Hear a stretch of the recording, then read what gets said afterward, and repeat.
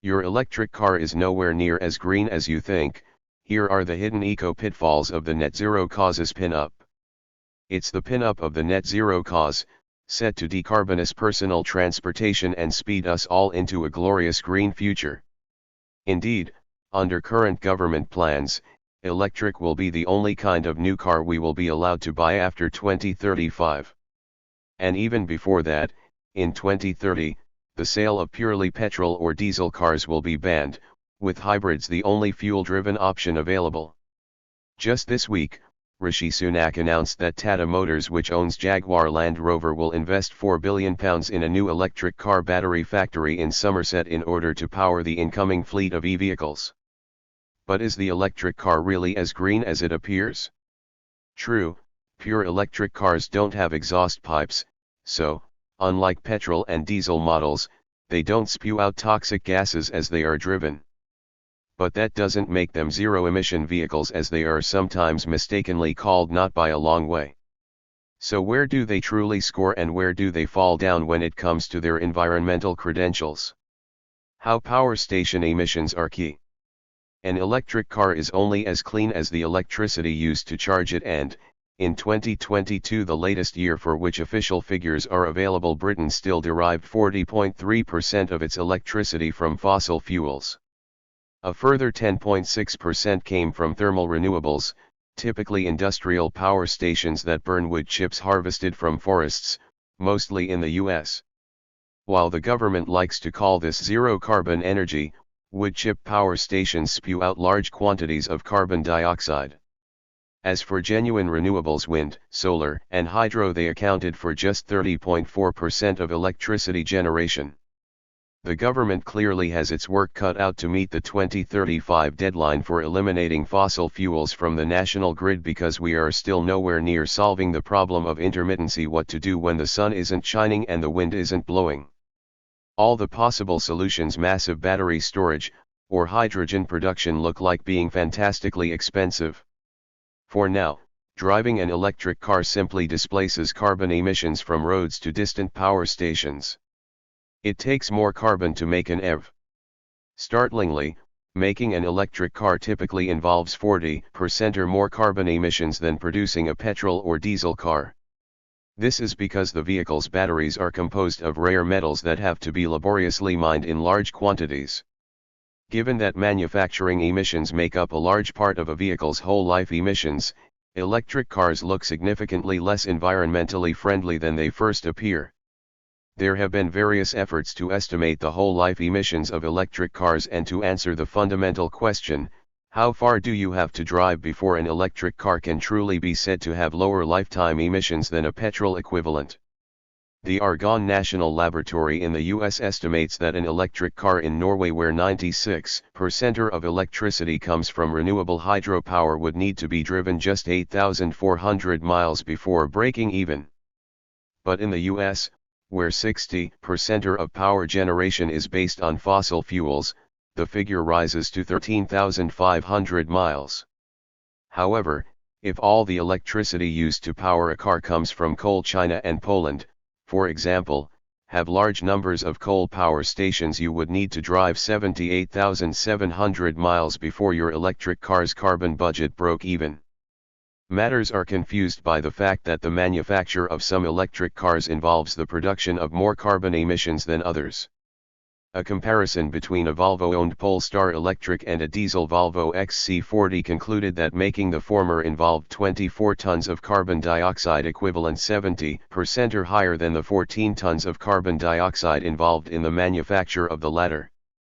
This meant the carbon break-even point occurred typically around 48,500 miles. But Volkswagen's estimates for the carbon break-even point of its electric cars are even higher, with the figure for an e-Golf put at 77,000 miles. Because of their limited range on a full charge, most electric cars are used as runabouts in towns and cities, and so will take a long time to reach their whole life emissions milestone. They produce more particulates. Carbon emissions aren't everything, even if the government, along with environmental pressure groups such as Just Stop Oil, often behave as though they are. One big problem with pollution in cities is PM2.5s, particles less than 2.5 microns in diameter, that can penetrate deep into the lungs and which have been linked to heart disease. The good news is that PM 2.5 pollution has been reduced over the past half-century thanks to fewer coal fires and cleaner cars.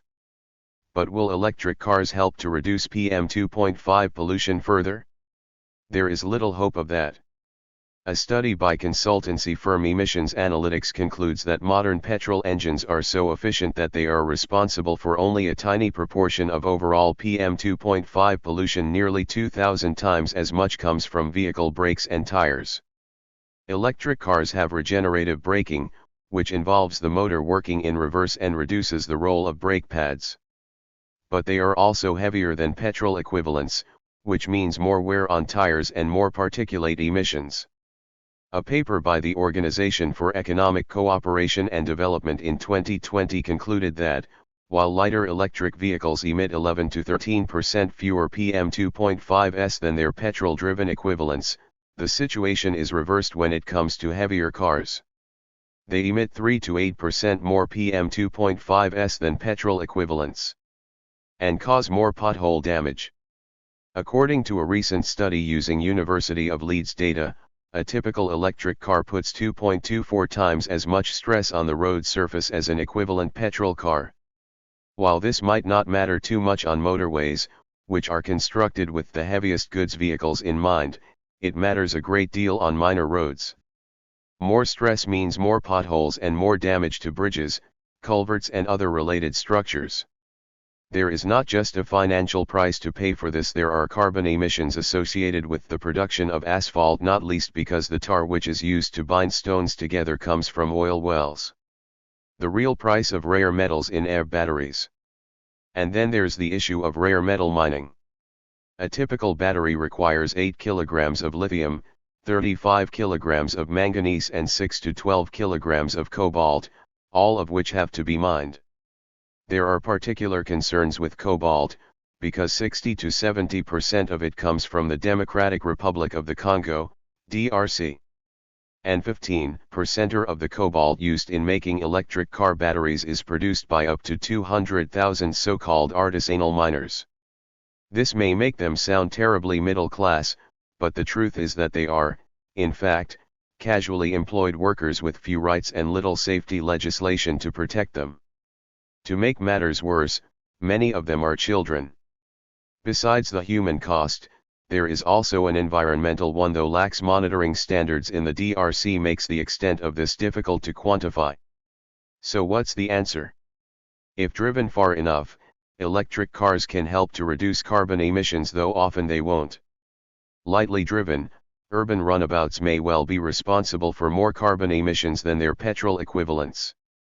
Even in the most favorable analysis, electric cars are nowhere near carbon zero and won't be until we have a fully decarbonized electricity grid, as well as decarbonized steel, plastics, and mining industries, and that is a very long way off. By 2035, when we will all have to go electric if we buy a new car, there is virtually zero chance that an electric car will be a genuine zero-carbon form of transport, yet government policy continues to behave as though it is. This article was published at the Daily Mail by Ross Clark on July 20, 2023.